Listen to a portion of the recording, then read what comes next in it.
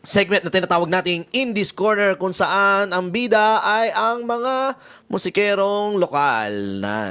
So, yun. At ang future natin ngayon, isa po sa mga number one supporter ng eksenang underground. Yung papansin nyo, siya lagi yung mismong nauuna sa mga comsec ng mga episodes namin. So, yan. Siyempre, walang iba. Kundi, ang Cardo 21 Band. Iyon. At ang istorya ng Cardo 21 ay nagsimula bilang solo music project ni Richard Rosales noong 2022. So, yun. Noong Oktubre ng taong iyon, naitala niya ang kanyang debut single na Hindi na Tayo sa One Roots Records. Yan, sa tulong ni Sir Ferry Baltazar, ang may-ari ng studio na One Roots Record. Yan. And then, matagal nang pangarap ni Richard ang magkaroon ng sariling awitin. Mula pa nung high school, malaki na ang impluensya sa kanya ng OPM rock bands noong dekada 90. Nang marinig niya ang sarili niyang kanta sa Spotify, para siyang bumalik sa panahong lumaki siya, nakikinig sa mga banda tulad ng Sugar Free, Eraserheads, River Maya at Urban Dub. Doon niya naisip na hindi lang basta solo artist ang gusto niyang maging pangarap. Pangarap niyang makabuo ng sariling banda na may natatanging identidad or identity. Yon. Sa halip na mag-anyaya agad ng mga kakilala, nag-post siya sa Facebook na naghahanap ng mga musikerong handang bumuo ng isang original band. Marami ang nagpakita ng interes. Isa sa mga unang tumugon ay ang matagal na niyang kaibigan sa mundo ng musika na si John Gioacchino na naging lead guitarist ng banda. Isinama rin ni John ang drummer na si Gilson Patiño. Dahil wala pang basis noong mga unang ensayo, pansamantalang pumwesto ang panganay na anak ni Richard na si Zach Rosales na nag-celebrate ng birthday kahapon, kung di ako nagkakamali. Yan. Habang ang kaibigan nitong si Kurt Alerta ang naging second guitarist. Yon. Noong Disyembre 2022, opisyal nang nabuo ang Cardo 21. Mula sa simula, malinaw na ang direksyon ng banda. Gumawa ng mga original na awitin at ibalik ang tunog at damdamin ng OPM rock noong dekada 90 sa makabagong henerasyon. Isang napakagandang idea.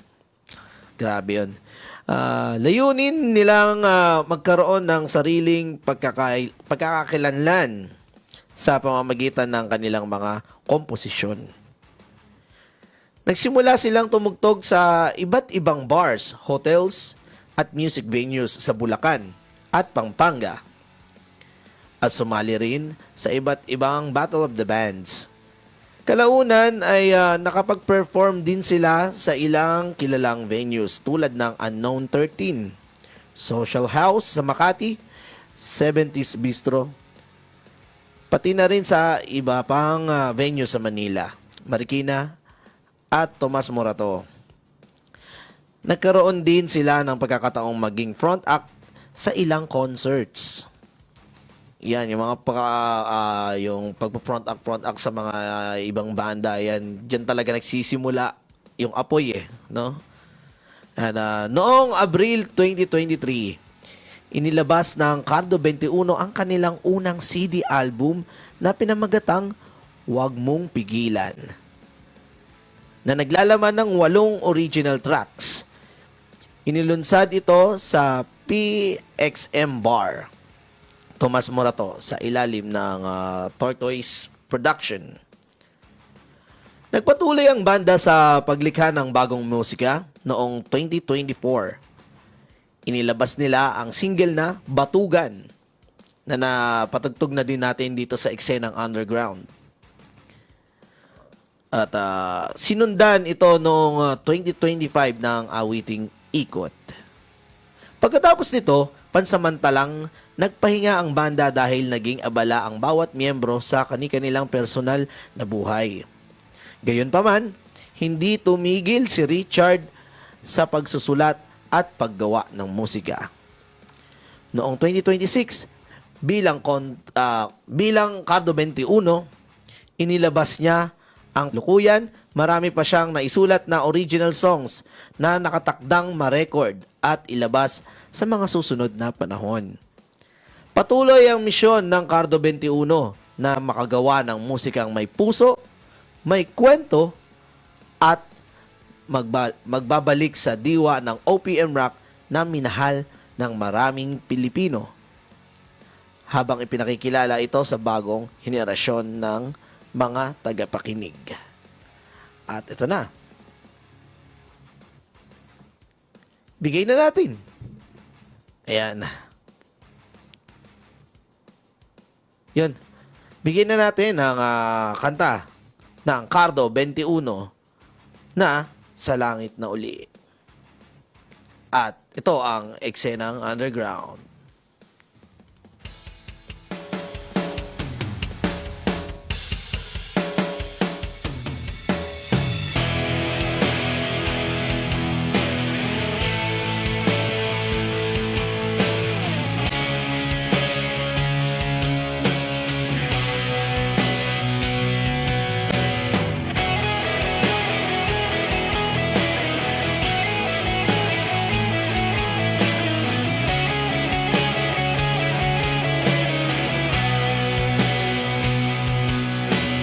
Oras ay tumatakbo, nagmamadali.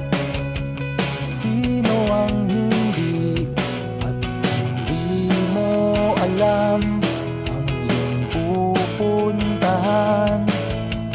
Huwag mag-alala, doon tayo ay iisa sa dulo ng walang hanggan. Ako sa'yo'y nagpapaalam. Sabihin mo ngayon na hanggang hindi pa huli, ang nakaraan ay di na babalik. Alis sa kahapon ng walang pagsisisi. Sandaling katingin ka sa langit na uli.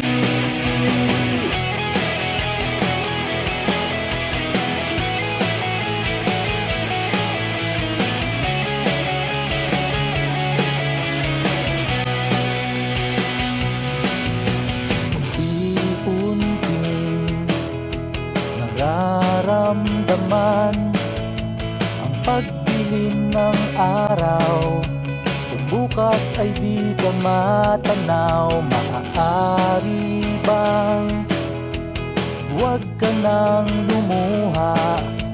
Ang nais kong baunin ay ganda ng iyong mukha. Sa dulo ng walang hanggan, ako sa'yo'y nagpapaalam. Sabihin mo ngayon na hanggang hindi pa huli, ang nakaraan ay di na babalik. Alis sa kahapon ng walang pagsisisi. Sandaling katingin ka sa langit na uli.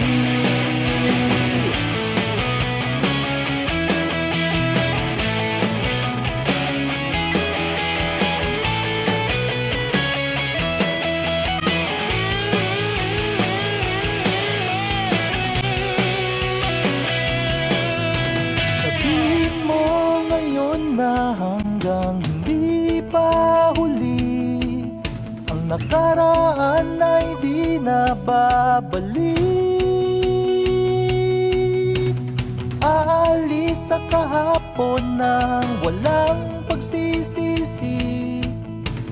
Sandaling kapiling ka sa langit na uli. Sabihin mo ngayon na hanggang hindi pa huli.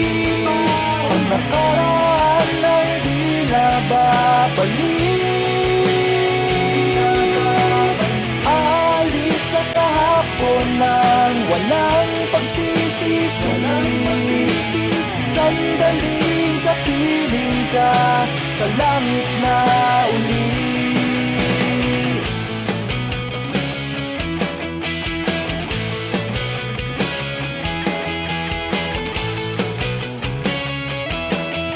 Sa langit na uli.